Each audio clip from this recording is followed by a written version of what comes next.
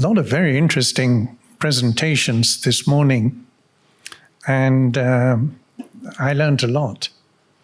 I'm not so much into the E as the S and the G, so I was very happy to see there was a lot of E-ing already.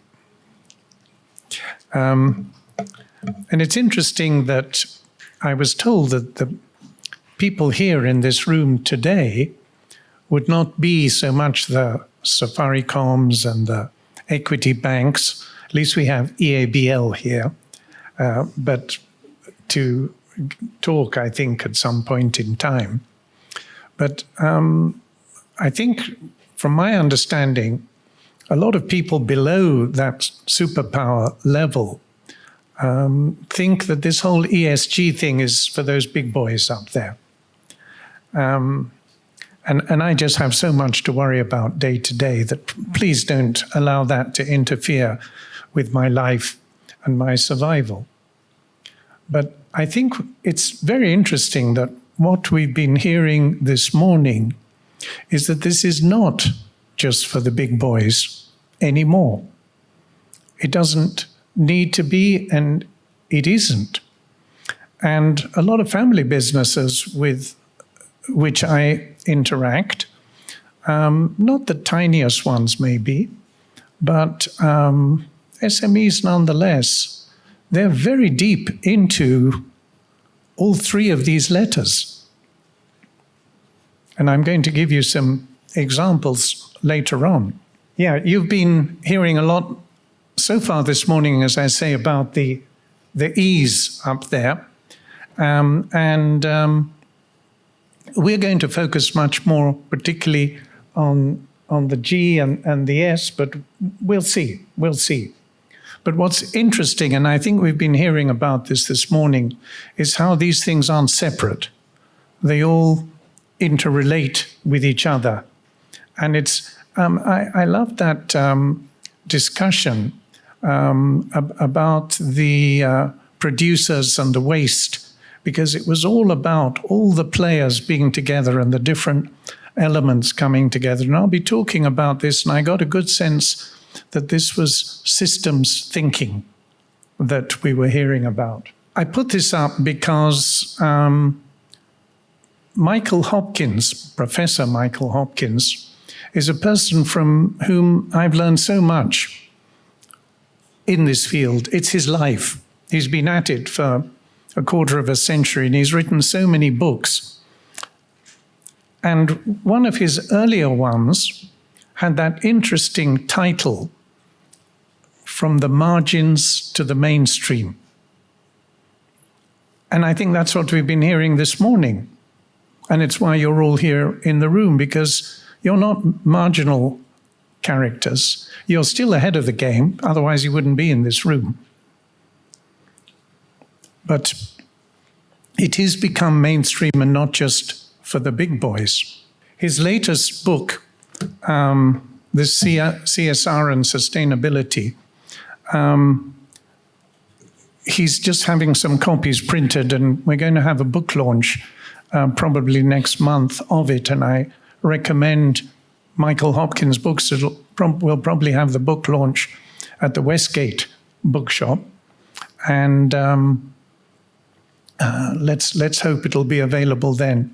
And I'm going to talk quite a bit about Michael Hopkins' systems thinking in relation to what CSR is relative to what many people see it confined to being. We didn't actually hear very much about CSR this morning so far, but it's very much part, isn't it, of this ESG. In fact, it's the trio of three-letter acronyms, the CSR, the SDGs, and the ESG, and they all tumble around together, or they should. Whereas for many people, that's just CSR. So CSR, again, for too many people, it's either the sort of owner who does it, or if it's a bigger side, there's some person in a corner who takes care of CSR, rather than it being a mainstream element across the organization, including and not least at the board level. And where I'm a board member, which I am in a number of organizations, I'm very conscious of CSR and how it fits into the whole company, that it's not just something on the side. And in particular, what I advocate is that you get a lot of staff involvement, because it's a wonderful way of developing skills, spotting leadership, including through Rotary, as you know, June, Rotary membership. June is a member of the Rotary Club of Nairobi, as I am, where we invited Sergio a few weeks ago. I could talk to Sergio in Romanian, but the rest of you wouldn't understand. So I'm going to take you through a flow of what CSR is. And it starts at its simplest level to being a handout. And it can be just a check, right? And often it is that big dummy check, and we're there grinning in front of the cameras, and that's it. But it can be this handout. And it's good. People are in this immediate need, particularly when there is a drought or a flood. That's good. But then we're talking about a project. And people these days talk about not planting trees, but growing trees. And so that's the sustainability. And drilling a borehole, but even drilling a borehole, so many boreholes, after a while they pack up. And there's no budget for maintenance. So again, it's this one-off versus sustainability, a project that's sustainable. And then there's a program, which is an ongoing activity. And this is what I like a lot, whether it's in Rotary or in organizations, to, we talk about adopt a school, don't we? Or adopt a clinic. And we have that ongoing relationship where we keep interacting with the children, say if it's a school, with the staff, with the parents. We paint one of the rooms, whatever it is, and we feel that ongoing relationship. That's nice CSR for me. That's the type I like a lot. And then when we come to Michael Hopkins, for him, it's way beyond all of this. And if you think of those three words and forget donations or even your time, only those, and just think of a mindset of responsibility, social responsibility, corporate social responsibility. But again, Michael says, why just corporate? What about NGOs? And what about government? What about CSR in government? Now, those who spoke earlier this morning were talking about collaborating with the government, with NEMA or with whoever. And so that's good. They are promoting the private sector corporate social responsibility. But what are the CSR projects within government, particularly, for instance, utilizing the time of the professionals in government? We don't hear about that. Just like I mentioned at a recent Rotary meeting, we have no members of Rotary throughout Kenya from government. None. Although they do in Uganda. I don't know why they don't here. And presumably there's no one from government here this morning, is there? You are. Where in government? Office of the President. Wonderful. I hope you're going to spread the word, and we're going to have these bigger partnerships. And could you please talk to June about when we should be inviting you to our next Rotary meeting? Or to me. So you have transactions, you have longer-term relationships, but all of it is for sustainable impact. And I think we've been hearing about impact. That's key to all of this, and being able to assess it so that we have a sense of how successful it was. And even, of course, when you give food or sanitary towels, you can assess impact of that. And what it requires is that you keep asking the so what question. We'll come back to that. So here again, I'm quoting Michael Hopkins as to what sustainability is.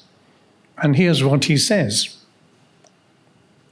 It's acting now to safeguard the future, right? A lot of people have been talking about that. It's obvious to us, but it's inconvenient to so many people to be thinking long-term rather than short-term. This short-term sub-optimization is widespread, and it's understandable, isn't it? We're living in tough times. It's hard to think in an SME, in a family business, whatever, beyond the next quarter. For politicians, it's beyond the next election. And a lot of what we're talking about here is much longer than the electoral cycle. And so whether we're talking about demographic dividend or climate change, it's very hard for a politician to sell that to a voter. So thriving, healthy, diverse, resilient, all this is supported by what we've been hearing. And the long term. The long term, not just in my life, but in my children's, my grandchildren's. I'm lucky I already have a great-grandson in their lives. And here's the ultimate goal. Isn't that a nice way of expressing it? So that you build the sustainability so that hopefully the people who are benefiting from today's CSR tomorrow won't need it. And I'm going to give you a very good example from our Rotary Club, where when my wife became our First Lady President of our Rotary Club, 2001, her name is Evelyn Mungai, she started a project in Shura, the village she's from. And we built an AIDS orphans home through Rotary. And we had 50 children, and they were nurtured through primary and secondary school. We actually also built a secondary school there through funds generated by my son-in-law in America, who's a movie director. And now we're having a further program to take them, they're no longer in the home, to take them through tertiary education. They're being funded for their lodgings and being coached and developed to become self-reliant and dignified. I think that's rather exceptional. A lot of the time, you know, you have a school and the kids go through the school, but then what? Here, we're aiming at that ultimate destination of self-reliance and dignity, where they will no longer be the beneficiaries of others' charity, you may call it, but they will contribute to others because they will be self-reliant, they've learned strong values, they've learned skills, and they are now going back, for instance, to the Shura Primary School to talk to the students about their journey. I like this project very much. And the person who's been running it, who's been with funding from Lufthansa, she comes from time to time to bring these now students, not children anymore, and she'll be speaking to our Rotary Club in September. Back to this systems thinking, a systems approach, Michael Hopkins calls it, to managing a company. All important aspects. And here back, as he's been pointing out to me and to everybody all the time, not just for-profit organizations. Michael Hopkins, very interesting person to get insights into this. And here's, for me, a very good example of systems thinking. in what it takes to deliver the demographic dividend. This is the African Institute for Development Policy. I was one of the founder directors there. And here's all the interwoven elements that you have to bring together if you are to deliver that demographic dividend. The population structure, health, education, governance, economics, all of that together. And even if you lack one of these, you're probably not going to get there. And the big challenge, of course, as I was listing this demographic dividend earlier, is that it's long-term. What you do today, you will only see in 20, 30 years' time if it's working. And you can't sell it as a politician as to why people should vote for you for the next 5 years. So that's a challenge with it. Can't see that very well. Michael Hopkins' pyramid, you start with a definition at the base, then you have the principles, the processes, the products. Then you have the KPIs, the key performance indicators. Having these assessment methods is vital. And most people stop short of that. It's not necessary, particularly if you're just giving this handout. You give the handout, you feel good, people benefit then. But this KPIs, particularly if you have the relationship, like we do with these 50 children from Shura, it's good to assess that so as to be able to build it as a role model for others to emulate and for you to learn lessons from. And up at the top there, a strategy beyond a one-off event or even a program, and a strategy integrated into the overall organization's thinking as part of systems thinking. Yeah, this measurement for impact. This so what question. When I do strategic planning with organizations, when we look at this sort of thing, this question often comes out as I work with people. Because too often, particularly in government with the performance contracts, people restrict themselves to easy to measure and easy to achieve indicators. Develop your knowledge of ESG is the objective. Indicator, did I show up to the conference on 1st of September? Tick in the box, I did. Excuse me, so what? So you showed up. Oh, I learned a lot. Okay, wonderful. What did you do with that learning? How did you apply it? And what was the impact of having done so? That takes a lot of intellectual concentration. And most people don't indulge in that. When I do these strategic plan development workshops with clients, it's the most challenging aspect, the indicators, the measurement for impact. And when we're talking about the stuff we're talking about here, in the context of SDG, Michael Hopkins tells me that the SDGs don't have very good measurable indicators. Sometimes because the data just isn't available. I work with an NGO here that distributes equipment for young babies, neonatal.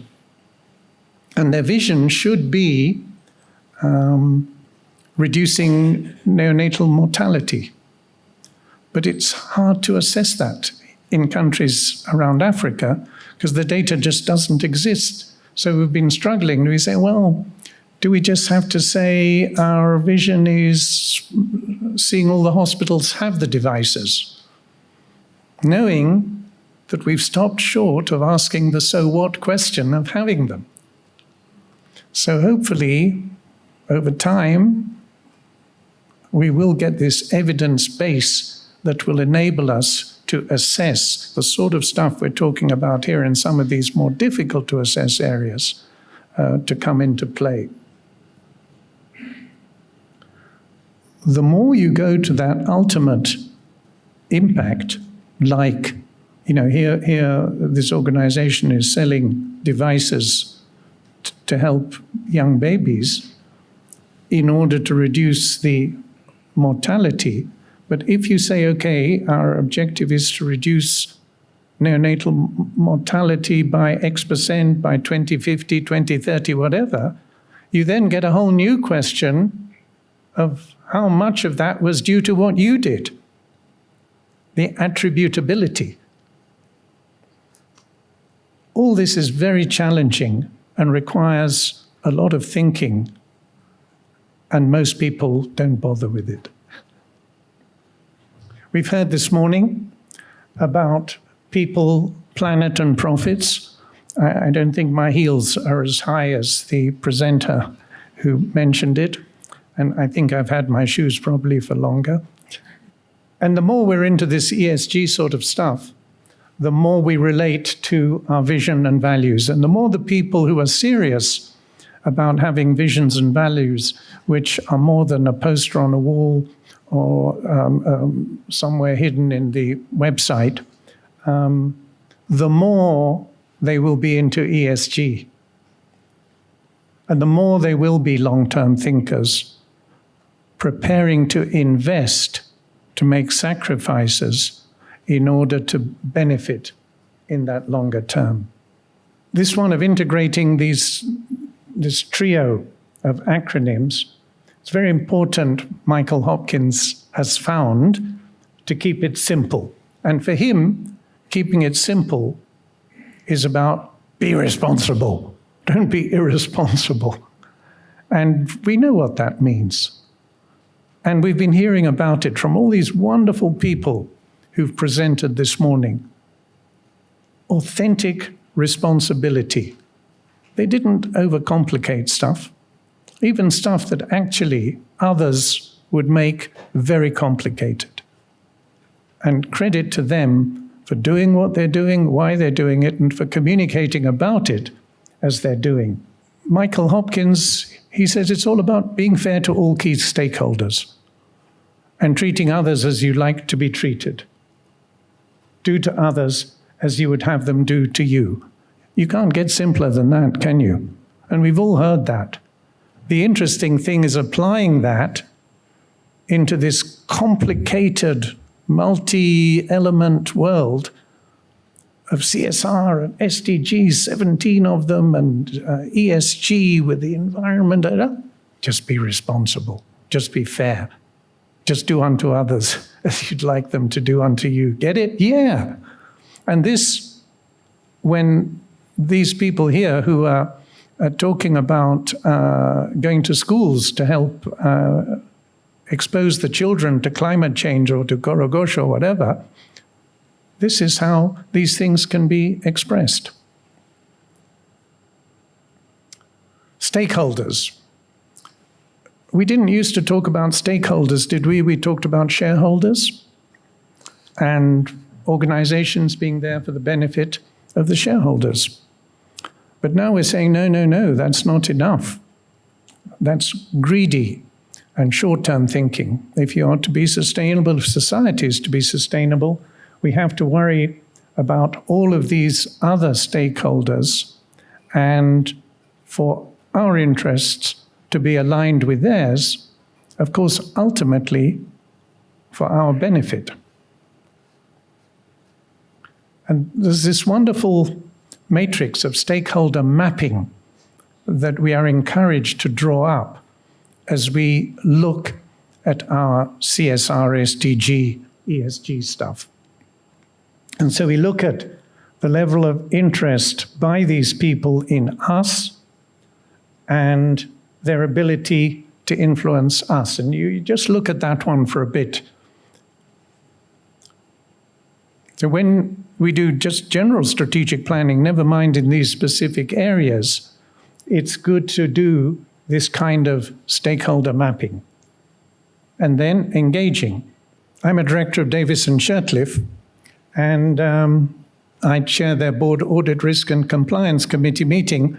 And I took this screenshot of our last meeting. It was an online meeting that shows how they've done it, how we've done it, in order to pick out the top right-hand subset of stakeholders and issues, and then to devise ways of handling that. This is for public companies, the ESG guidelines, but it's good stuff and it's worth reading. The Nairobi Securities Exchange guidelines on ESG. It's been out for nearly 2 years now, and it's very helpful. It's very helpful. And of course, for public sector, publicly quoted companies now, it's not optional. But for non-publicly quoted companies, if you're looking even for a facility from a bank, never mind an investor, a strategic investor, to abide by these ESG guidelines has become increasingly normal and a key factor in judging whether people want to invest in you or not, because it speaks to your sustainability, to your reputation, to all these obvious things that I don't have to tell you about. We heard this morning about collaborations with CAM, with KEPSA, with other bodies. And KEPSA, I was a founder director of KEPSA and vice chairman at one time, and I'm now on the advisory council. And what I see in the KEPSA information that comes at me is that more and more of it is about this sort of stuff. It's at the center of KEPSA, which is this umbrella body within which you have the different sectors and subsectors. And just last week, the CEO of KEPSA, Carol Kariuki, was in India for this B20 meeting, which was organized in partnership between the Indian government and the Indian corporates. And it had this nice bunch of themes, RAISE. You can see the words for them there. Responsible, accelerated, innovative, sustainable, and equitable businesses. And the Indians were hosting that, but included within the meeting was a representative from Kenya, the KEPSA CEO. And it's good to look up this B20 to see what they've been doing. Of course, one of the leaders in all this is Equity Bank. And just recently, they released their 2022 sustainability report. And here you can see, they're a huge company, right? Huge organization. They can have this huge foundation, but look at the areas they focus on, and you can see how they align with the SDGs. And we know all about, because we keep seeing the media coverage of their scholarships for students to America and all the rest of it. That's their top one up there. But what a role model equity is, as some of these other big boys are. I came, just for the last few weeks, knowing I was going to speak here, I keep seeing so much of this stuff coming at me on LinkedIn or on whatever. And here's NCBA, who've joined the Global Compact. And that's a wonderful organization. And I'll come to a slide that lists the 10 areas where it's active, but including this environment one. And they've just announced where they are, including setting up this vehicle charging station at their head office. Gosh, that's ahead of the time, isn't it? Davis and Churtliff I'll come back to. We have 3 values, only 3. That's 14 less than are in the Constitution. There are 17 there, buried in chapter 10, so no one ever talks about them. Actually, Ruto has been mentioning them once or twice. But the more you have, the less memorable they are. And so here's Davis and Churtliff. Integrity, And it's good to read their explanation for each of the three. Quality and Altiora Petto. That was Alec Davis, the owner-chairman, his school motto in Latin, which means I seek higher things, and it's also all about, therefore, continuous improvement, including in this area of ESG. They have an ESG policy. I got Michael Hopkins to review it. And so much of Davis and Shurtleff is built around this. We talk about it all the time. We expect people to live these values. We expect to be role models for these values. And here's their purpose. It's very easy for Davis and Shurtleff to identify which SDGs they support, because they're in clean water and green energy, boreholes, solar systems. So through that, improving people's lives by providing solutions for this, and sustainable solutions, which involve relationships, CSR components, etc. And this business of teamwork, collaboration, making it work together. And Alec Davis, who's there, he tells his people, you're not here for a job, you're here for a career.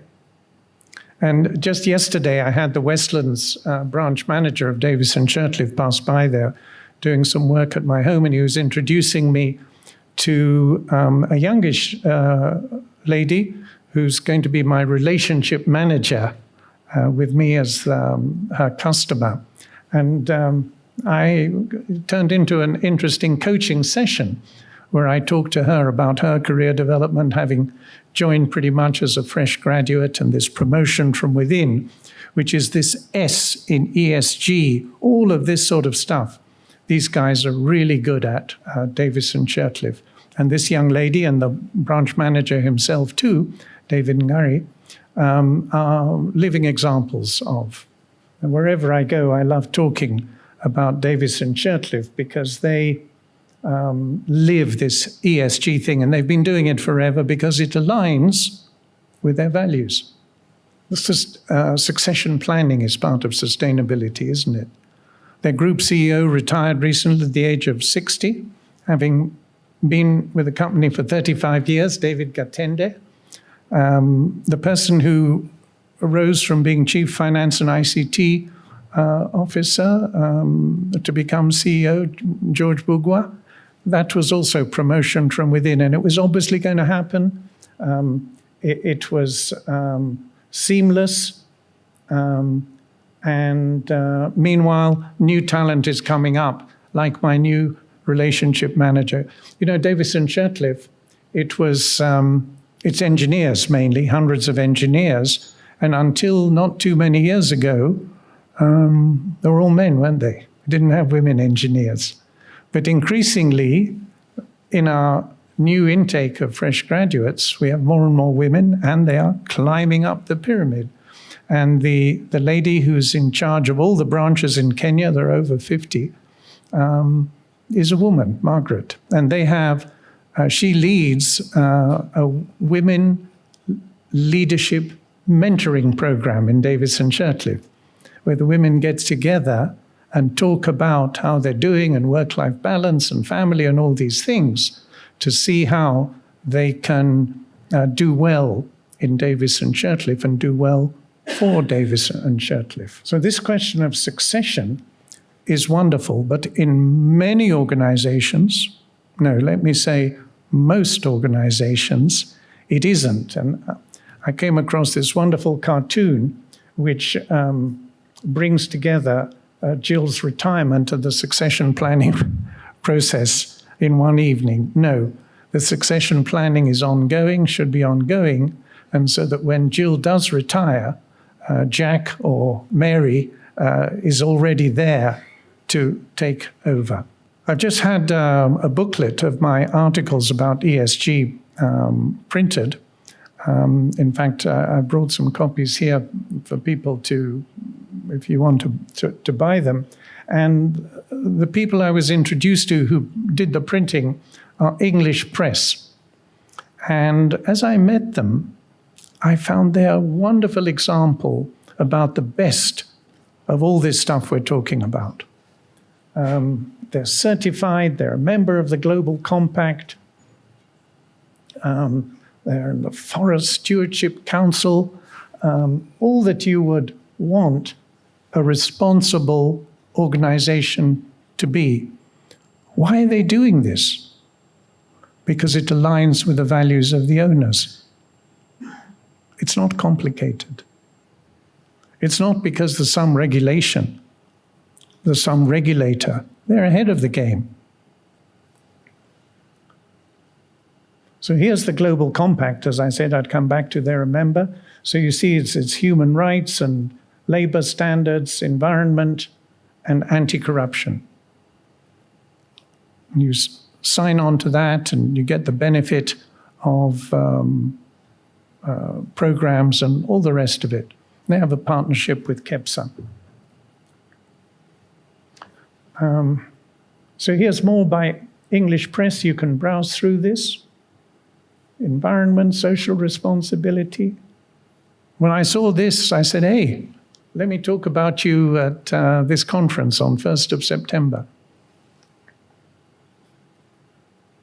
And of course, they've benefited. For me, I wouldn't dream of getting my stuff printed anywhere else now, because I like these guys, because of who they are and how they behave. This is from their website. Ethically corporate, socially responsible, environmentally conscious. It's there everywhere in their lives. I also work with Spice World. They have this butterfly brand. And it's very interesting how they've incorporated all these principles into their food production. To improve the health and well-being. Nutritional foods, not junk foods. Very conscious of what they produce and why. And their values, you see them there. And it's not just up on the wall. It's who they are. Why? Beju Shah, the son of the founder and the chairman, that's who he is. And that's reflected in the company that he has developed and the people he has attracted to work with him. And they've identified which SDGs they relate to. And they've also identified where they are on the E and the S and the G. Not many organizations have done that. We've helped them with that, but they've wanted it. The people who are most in need of help are typically those who least want it, aren't they? It would be inconvenient. They won't become a member of any of these organizations unless it's mandatory. In KEPSA and these other camps and so forth, it's the good guys who want to join. It's the good guys who want the level playing field. It's the good guys who want the sustainability. It's the good guys who develop relationships, healthy relationships with regulators. But the bad guys, this gets in my way because my core competence is somewhere completely different. And you've been hearing about this morning before I spoke. So for each of us, we have to look at where we fit into the SDGs, the 17 of them, with our measures, with our so what for the impact-focused indicators, but whilst holding on to the attributability of the impact to what we did. I was interested to hear about this organization for reducing waste. I was talking to my friend Susan Scal-Cavallo, who's in Kwale. I'd never heard of this Kwale Plastics Plus. They do recycling of plastics for large organizations. And again, a wonderful entity. And they collaborate very closely with the government, with Kwale County. Here's a further organization I advise, EG Capital. They focus on particular sectors, on organizations where women and youth are prominent, and look at how they describe themselves as to who they are. Very nice statements. A pleasure to be with such people, like it is a pleasure to be with all the people that I've been referring to. Michael Hopkins and another professor in the UK, Mike Sachs, and myself, a few years ago, we launched the Institute for Responsible Leadership.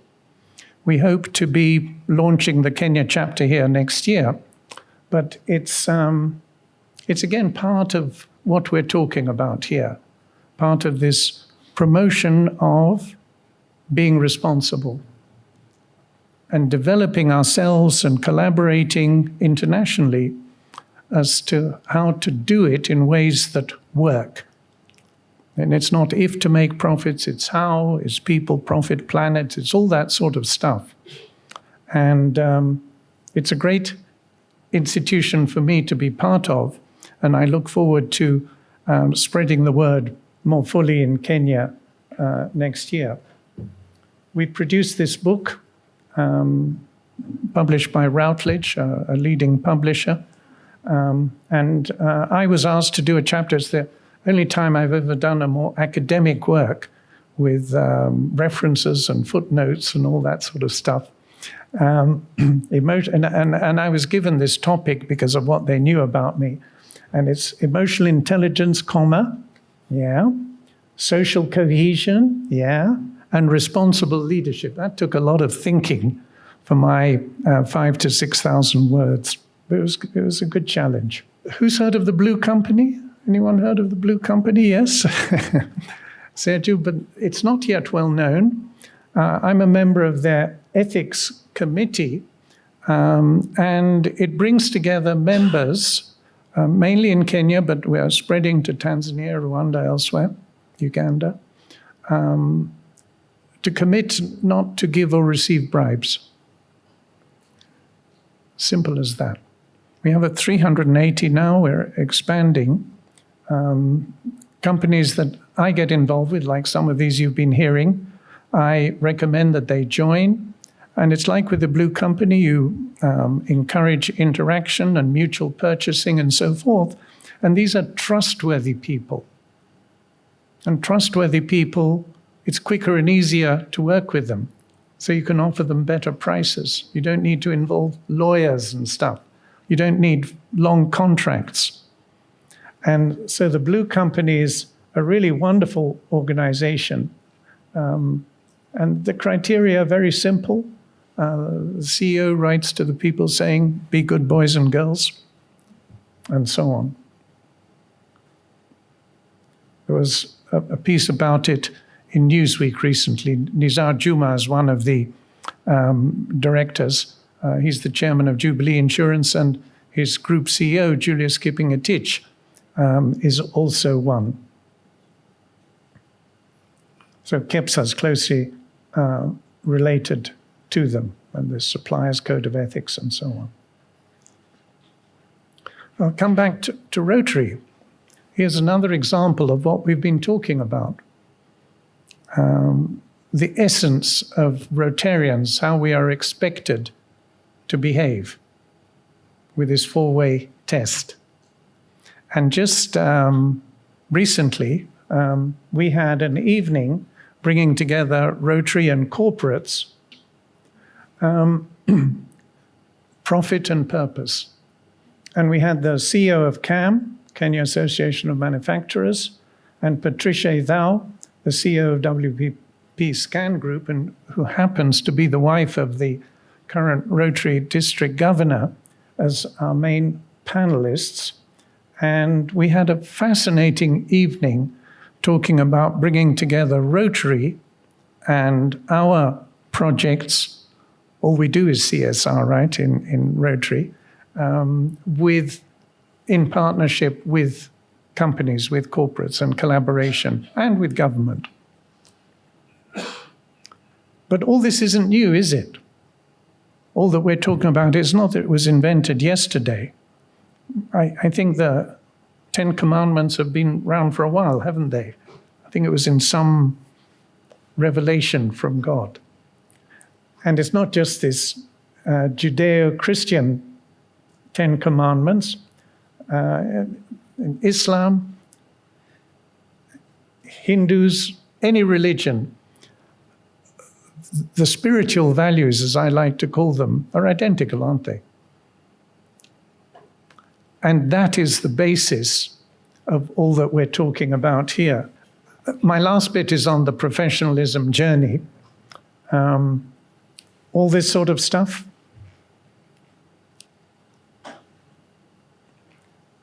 And not just thinking about tomorrow.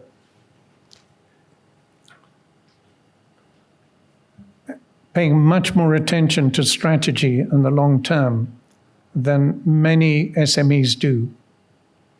And people who reach out to guys like me, they want to do more of this and to make it more formal, and not only in developing the strategy, but then its implementation and adaptation being a standing agenda item at every board meeting. This was the head of Shell many years ago about how to treat their people well.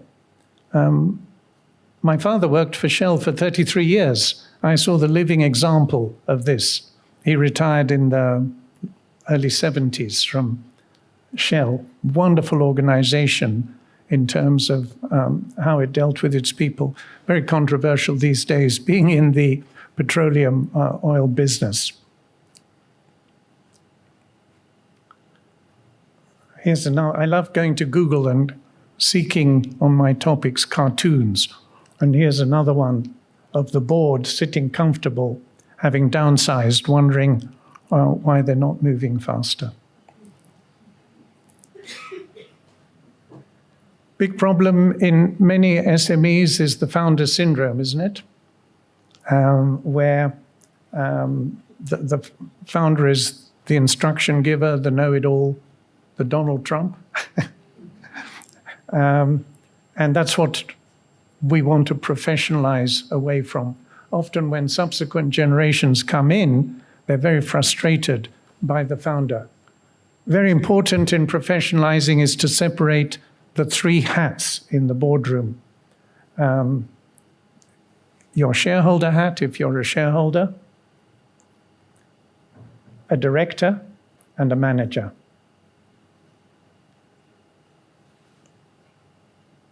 When I'm a chairman and I have in the room around me these different groups, I always make sure that they keep the right hat on. And if they're a shareholder, in the board meeting, we're talking about strategy, all of these, what bring them together is that they add value to the organization and they make decisions in the interests of the organization, not just the shareholder or not just management. That they're one unified team with this win-win give and take. It's a big challenge sometimes. If a shareholder director is pushing for dividends now, for instance. Here are some questions for boards. And boards is, again, a bit of a minority sport. Too often when I'm talking to family businesses, do you have board meetings? Yeah, it's me and my brother as we drive to work. Or me and my father and our aunt at Sunday family lunches. But that's not good enough, is it? That's before professionalization. And so then when you have these board meetings and you are a director of a professional entity, what is your attitude? What is your behavior? Do you inspire or do you inhibit because you're the founder, know-it-all? These are very big questions. And when I do board development sessions, I focus a lot on testing where people are on this and where they think it would be nice to move to.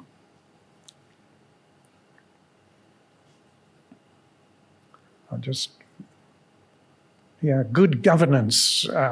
Governance itself as a word, to me, speaks of being the strict parent where you assume you have naughty children all over. But I think that good of seriousness controls almost competes with the great. It competes with excellence. It's like this morning before we heard about regulators. We need regulators.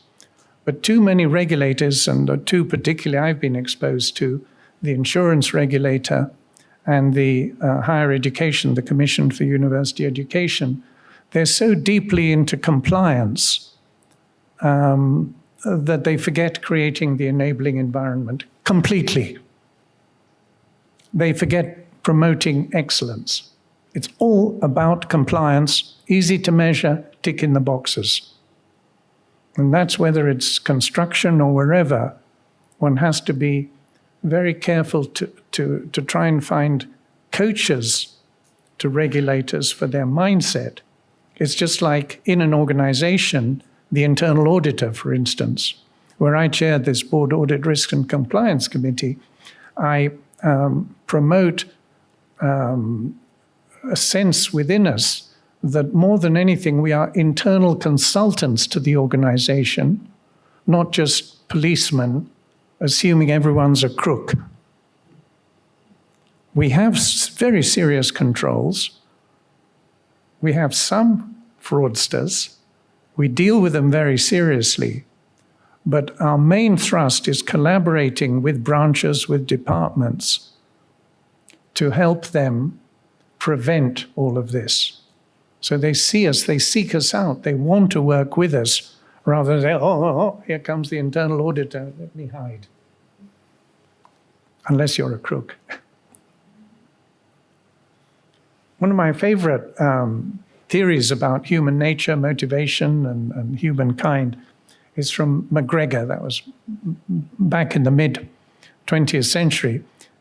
And he says you can either be a theory X person, where you assume this about humans, where you're the stern cop regulator, or you can be a theory Y, where you assume that people are basically good guys, they want to work, they enjoy work, create a good environment, they'll do well.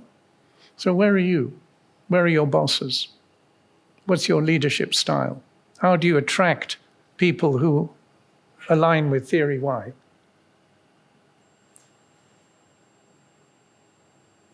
And then this compliance thing I was talking about, I think a gorilla would be good as the stern cop, don't you?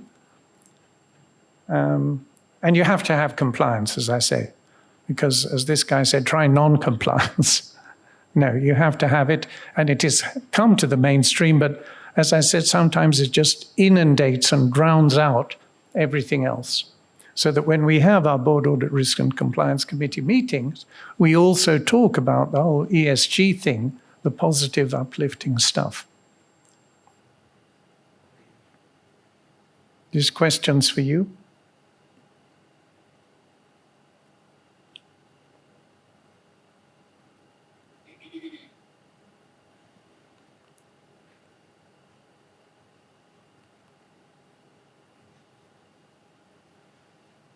Do people look forward to your meetings?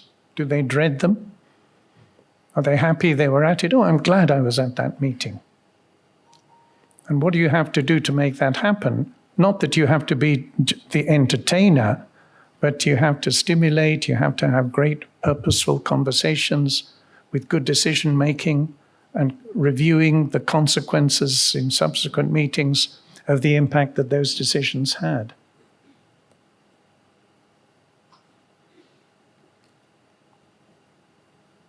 More questions for you.